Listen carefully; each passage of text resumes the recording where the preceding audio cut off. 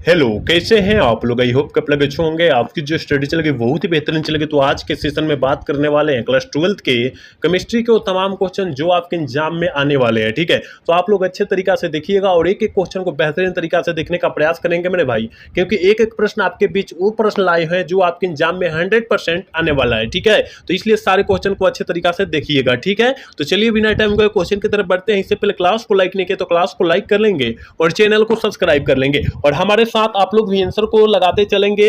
याद रखिएगा, देखिए कहा जा रहा है ना, कहा जा रहा है निम्नलिखित में से कौन सबसे कम क्वथनांक वाली गैस है? जल्दी से बतला दीजिए। सबसे कम, ठीक है ना, सबसे कम क्वथनांक वाली गैस जो होती है वो कौन होती है? तो याद रखिएगा हीलियम गैस होती है। हीलियम का संकेत H ही होता है, याद रखिएगा। ठीक है, ऑप्शन बी हो जाएगा। याद रखिएगा, जितना हम लोग एक्स्ट्रा बतलाएंगे उस क्वेश्चन को भी अच्छे तरीके से आप याद रखिएगा। कहा जा रहा है घनाकार क्रिस्टल में विशेष जालकों की संख्या जो होती है कितनी होती है? क्या करें, घनाकार में कितना विशेष जालकों की संख्या होती है? 3 होती है, यानी ऑप्शन ए वाला सही होगा। 2 का ऑप्शन ए होगा, याद रखिएगा। 3 नंबर क्वेश्चन में कहा जा रहा है कि निम्नलिखित में से कौन फेरी चुंबकीय पदार्थ है?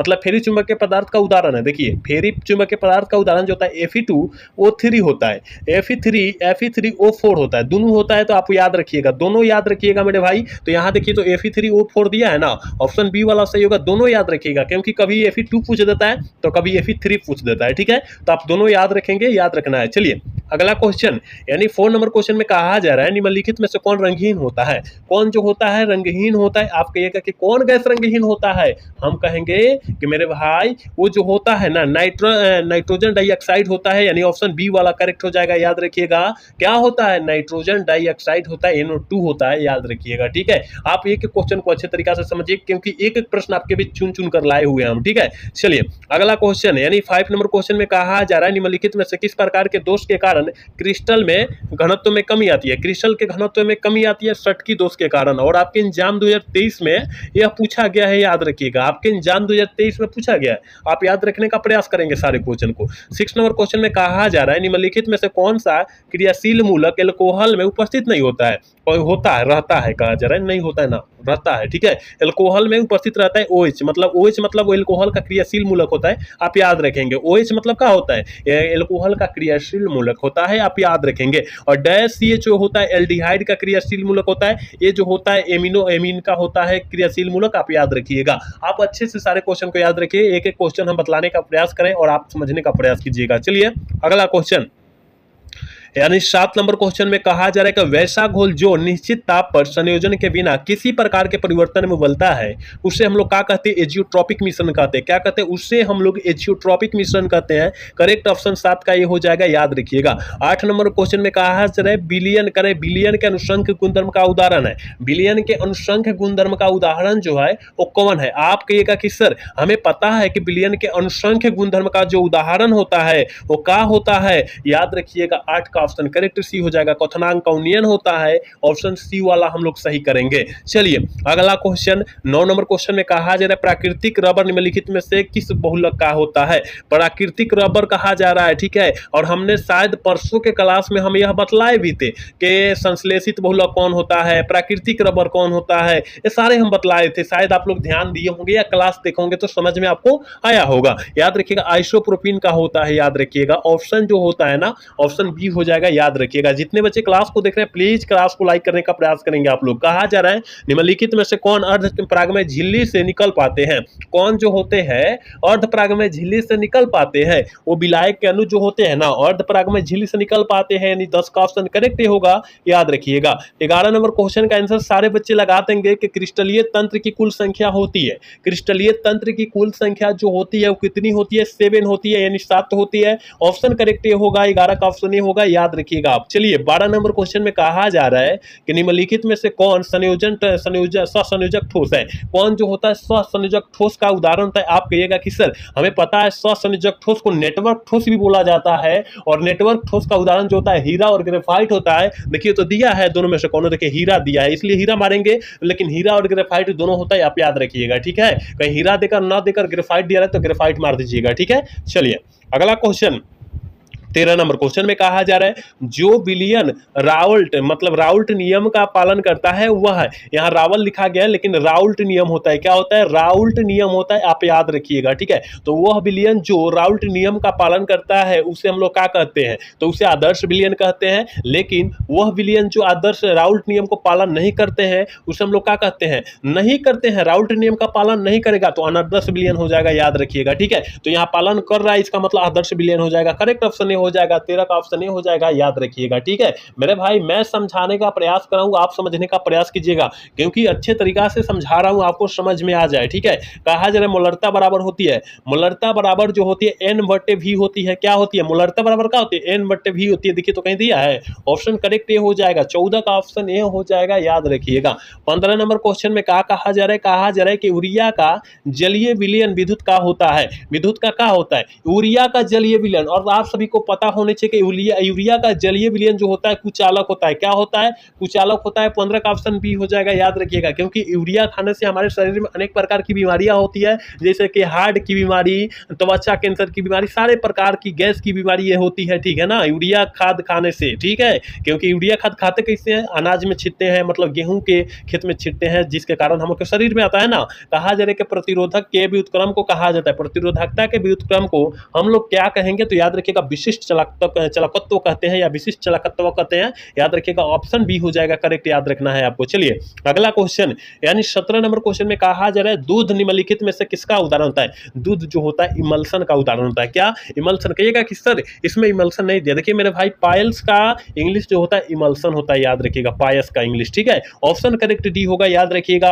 18 नंबर क्वेश्चन में कहा जा रहा है शीत कक्ष पराक्रम में प्रयुक्त उत्प्रेरक होता है, शीत कक्ष पराक्रम में जो होता है प्रयुक्त उत्प्रेरक जो होता है क्या होता है, आप कहिएगा कि गुरुजी हमें पता है कि शीत कक्ष में जो होता है N2O होता है, याद रखिएगा, नाइट्रोजन डाइऑक्साइड होता है, ठीक है। ऑप्शन ए करेक्ट होगा, याद रखिएगा। चलिए अगला क्वेश्चन की तरफ बात करेंगे। 19 नंबर क्वेश्चन में कहा जा रहा है निम्नलिखित में से कौन सा है हैलोजन प्रबलतम आक्सीकारक है, कौन जो होता है हैलोजन प्रबलतम आक्सीकारक है, आप कहिएगा कि गुरुजी हमें पता है ये जो होता है ना, ये जो होता है ये फ्लोरीन होता है, ठीक है ना, फ्लोरीन होता है, याद रखिएगा, एफ जिसे सूचित करते हैं। चलिए 20 नंबर क्वेश्चन में कहा जा रहा है निम्नलिखित में से कौन सा कथन सत्य है, कौन सा कथन सत्य होता है, देखिए सभी अयस्क खनिज नहीं होते हैं, बिल्कुल गलत है, सभी खनिज अयस्क नहीं होते हैं, सॉरी सभी खनिज अयस्क होते हैं, सभी अयस्क खनिज होते हैं, सभी खनिज अयस्क नहीं होते हैं, मैंने ऑप्शन बी वाला गलत है, ऑप्शन ए वाला सही है, क्योंकि सभी अयस्क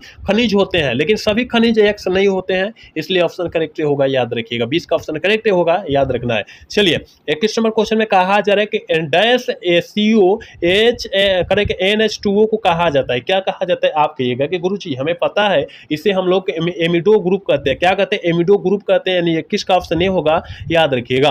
22 नंबर क्वेश्चन कहा जा रहा है प्लोथीन एक बहुलक है, प्लोथीन एक बहुलक जो होता है किसका होता है, आप कहिएगा कि सर हमें पता है कि प्लोथीन जो होता है एथीन का बहुलक होता है, किसका, एथीन का बहुलक होता है, 22 का ऑप्शन बी होगा, याद रखिएगा। 23 नंबर क्वेश्चन में कहा जा रहा है कि कार्बनिक यौगिक में तत्व उपस्थित होना चाहिए, कार्बनिक यौगिक में कार्बन उपस्थित होना चाहिए, कार्बनिक यौगिक में क्या उपस्थित होना चाहिए, कार्बन उपस्थित होना चाहिए, आप याद रखिएगा, ऑप्शन करेक्ट बी होगा, याद रखिएगा। चलिए यहाँ 24 नंबर क्वेश्चन में कहा जा रहा है सेल स्थिरांक की इकाई होती है, सेल स्थिरांक की इकाई जो होती है मेरे भाई क्या होती है, आप कहिएगा कि हमें पता है कि याद रखना है सेंटीमीटर इनवर्स होता है, यानी ऑप्शन डी में दिया है, ऑप्शन डी वाला सही हो जाएगा, याद रखिएगा। चलिए 25 नंबर क्वेश्चन कहा जा रहा है भूपट्टिज में सर्वाधिक प्राप्त तत्व होता है, भूपट्टिज में सर्वाधिक प्राप्त तत्व जो होता है वो कौन होता है, आप कहिएगा कि सर ऑक्सीजन, ऑक्सीजन, ऑक्सीजन जिसे ओ से सूचित करते हैं, याद रखिएगा, ऑप्शन सी वाला करेक्ट होगा, याद रखिएगा। 26 नंबर क्वेश्चन में कहा जा रहा है अयस्कों में उपस्थित अशुद्धियों को कहा जाता है,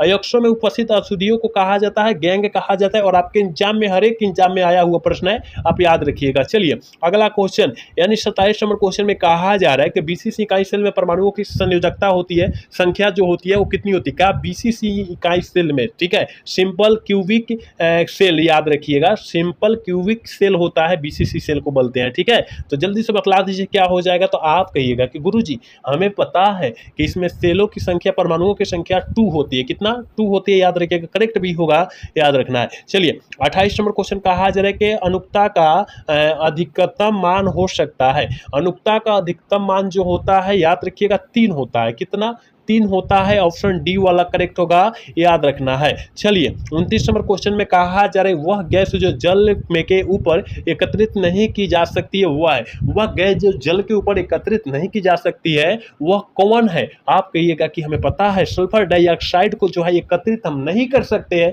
इसलिए ऑप्शन डी वाला करेक्ट होगा, ठीक है। 29 का ऑप्शन डी होगा, याद रखिएगा। 30 नंबर क्वेश्चन में कहा जा रहा है कि संकुल कितने प्रकार के होते हैं। संकुल जो होते हैं वो कितने प्रकार के होते हैं। आप कहिएगा कि गुरुजी हमें पता है कि संकुल जो होते हैं वो जो है 3 प्रकार के होते हैं, ऑप्शन करेक्ट सी होगा, याद रखिएगा। चलिए 31 नंबर क्वेश्चन कहा जाए इथेन में कार्बन का संकरण है। इथेन में कार्बन का संकरण जो होता है sp3 होता है, और कार्बन ग्रेफाइट के अगर पूछे, ग्रेफाइट, ठीक है, ग्रेफाइट के पूछे तो sp2 होता है, आप याद रखिएगा, ठीक है। तो यहाँ ऑप्शन ए वाला सही करेंगे क्योंकि यहाँ कार्बन का पूछा गया है। चलिए 32 नंबर क्वेश्चन में कहा जा रहा है फिनॉल के नाइट्रेशन में अंतिम उत्पाद जो बनता है वो कौन बनता है। अंतिम मतलब लास्ट वाला, सबसे लास्ट वाला उत्पाद जो बनता है क्या बनता है, पिपिक्री एसिड बनता है, याद रखिएगा, ऑप्शन करेक्ट भी होगा, याद रखिएगा। चलिए 33 नंबर क्वेश्चन में कहा जा रहा है मेरे भाई कि विटामिन सी की कमी से कौन सा रोग होता है। सारे बच्चे बतलाएंगे विटामिन सी की कमी से कौन सा रोग होता है। हमने बतलाया था कि विटामिन सी की कमी से स्कर्विक रोग होता है, विटामिन बी की कमी से बेरी रोग होता है, विटामिन ए की कमी से रतौंधी रोग होता है। सारे पता है ना, आपको याद होना चाहिए, ठीक है। चलिए अगला क्वेश्चन की तरफ बात करते हैं। 34 नंबर क्वेश्चन करेगा बोरे कक्ष का रासायनिक नाम होता है, जल्दी बताइए बोरे कक्ष का रासायनिक नाम जो है क्या है। आप कहिएगा कि सर हमें पता है इसका नाम जो होता है रासायनिक नाम सोडियम टेट्राबोरेट होता है, यानी ऑप्शन ए हो जाएगा। 34 का करेक्ट ऑप्शन ए होगा, याद रखिएगा। और आज के क्लास के आज के सेशन के लास्ट क्वेश्चन है 35 नंबर क्वेश्चन है। कहा जा रहा है कि एफसीसी जालक में कितने परमाणु होते हैं। एफसीसी जालक में कितने परमाणु होते हैं। आप कहिएगा कि सर जी 4 परमाणु होते हैं, कितना 4 परमाणु होते हैं, ऑप्शन करेक्ट डी होगा, याद रखिएगा। तो हमने यहाँ 35 क्वेश्चन काफी ज्यादा इंपॉर्टेंट क्वेश्चन बतलाया है, तो 35 क्वेश्चन को अच्छे से याद रख लीजिएगा और एक भी क्वेश्चन को छोड़ने का प्रयास मत कीजिएगा, ठीक है ना। तो आज का क्लास जो है कैसा लगा, अगर अच्छा लगा होगा तो चैनल को सब्सक्राइब और वीडियो को लाइक करना भूलिएगा। मिलेंगे अगला सेशन में। जय हिंद, जय भारत, टाटा, बाय बाय।